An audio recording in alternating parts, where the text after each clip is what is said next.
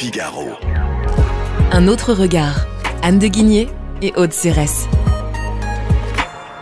Bonjour Anne de Guigné. Bonjour Aude Cérès. Anne, vous nous rappelez aujourd'hui une période oubliée, pourtant pas si lointaine, quand François Hollande conditionnait le fait de se représenter en 2017 à la baisse du chômage. Oui, vous vous rappelez, à l'époque, on en parlait tout le temps.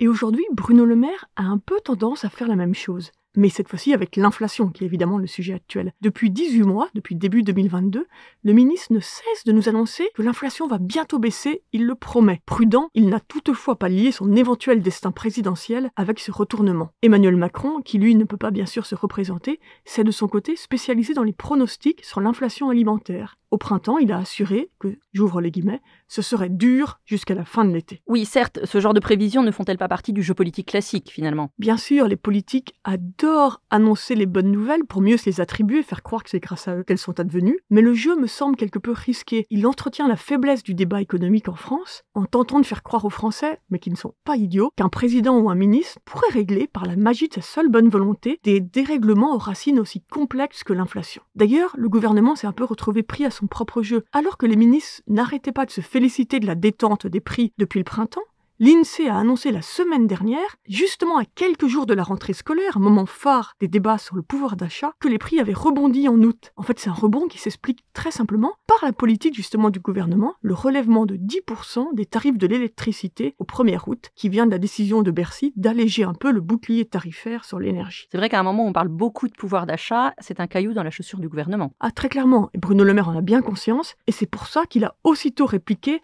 avec une nouvelle salve de mesures anti-inflation, afin, dit-il, de casser définitivement la spirale des prix. Il s'agit d'abord d'anticiper les fameuses négociations annuelles entre les industriels et les supermarchés, mais aussi de demander à la grande distribution de ne plus bouger ou bouger à la baisse les prix de 5000 références dès aujourd'hui, dit-il. Il prévient que l'État veillera au grain, puisque des contrôles seront réalisés par une de ses administrations, la Direction générale de la concurrence, de la consommation et de la répression des fraudes. Les mesures de Bruno Le Maire devraient favoriser la baisse de l'inflation. Justement, je n'en suis pas vraiment certaine. Les tentatives d'encadrement ou de blocage des prix suivent toujours le même schéma. Elles sont très populaires, elles peuvent donner l'illusion à court terme d'une certaine efficacité, avant de systématiquement provoquer une baisse de l'offre et des pénuries. Vous savez, cet été, on avait parlé de l'histoire de l'édit du maximum de Dioclétien en 301, le premier texte de loi qui avait bloqué les prix. Donc, de cet édit jusqu'au récent gel des prix alimentaires décidé par Viktor Orban en Hongrie, des mesures ont toujours provoqué la même chose, un surenrichissement de l'inflation. Donc on comprend l'intérêt politique de ces mesures, mais elles ne sauraient périmer la sage remarque de Fernand Braudel, qui rappelait que la plus-value marchande soit l'incitation nécessaire à tout échange, cela va tellement de soi